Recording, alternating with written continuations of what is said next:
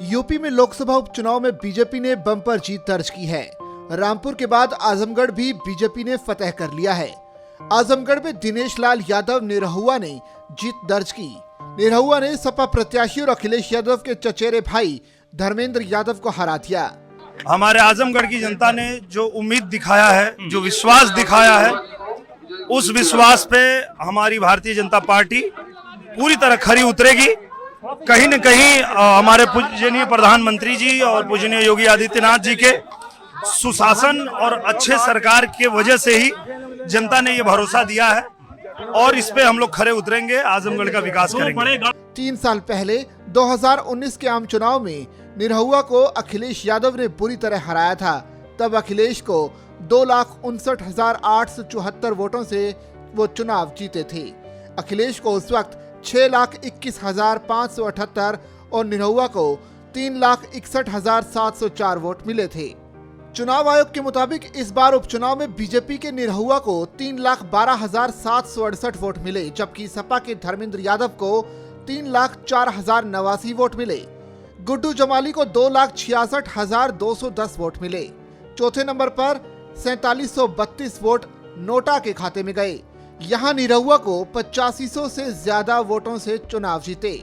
माना जा रहा है कि बसपा ने रामपुर में वॉकओवर दिया और आजमगढ़ में अपना उम्मीदवार उतारकर सपा के सारे समीकरण बिगाड़ दिए। जहां तक आपके पत्रकार साथी हार के कारण पूछ रहे हैं जी, तो मैं अपनी हार के लिए बधाई दूंगा भाजपा और बसपा के गठबंधन को, जो प्रत्यक्ष तौर पर राष्ट्रपति के चुनाव में भी सामने आ गया है और आजमगढ़ के चुनाव में पहले से चल रहा था। मैं उस गठबंधन को बधाई दूंगा कि अगर मुझे हरा के वो दोनों गठबंधन करके खुश हैं तो वो अपनी खुशी का इजहार जरूर करें। 2022 में अखिलेश यादव ने विधानसभा चुनाव जीतने के बाद लोकसभा की सदस्यता से इस्तीफा दे दिया था, जिसके बाद ये सीट खाली हो गई थी।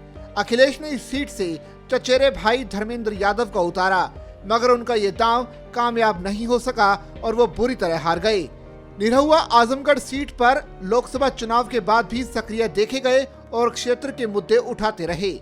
आजमगढ़ सीट पर उपचुनाव की काउंटिंग के दौरान निरहुआ और धर्मेंद्र के बीच कांटे का मुकाबला देखने को मिला। प्रत्येक राउंड की गिनती के बाद दोनों के वोटों ने चुनाव को दिलचस्प बना दिया था, लेकिन आखिरी के चरणों में निरहुआ भारी पड़े और उन्होंने निर्णायक बढ़त हासिल कर ली।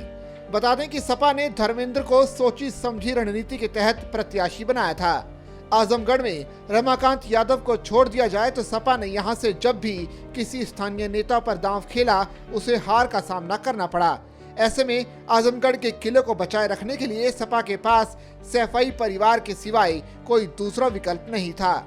हालांकि बसपा ने यहां उम्मीदवार उतारकर सपा की मुश्किलें बढ़ा दी थी।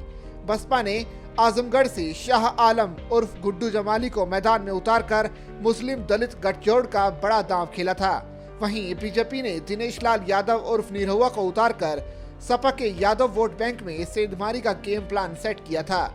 बसपा और बीजेपी के बीच सियासी चक्रव्यूह को तोड़ने और सियासी किले को बचाए रखने के लिए सपा ने बदायूं से पूर्व सांसद धर्मेंद्र यादव को उतारा।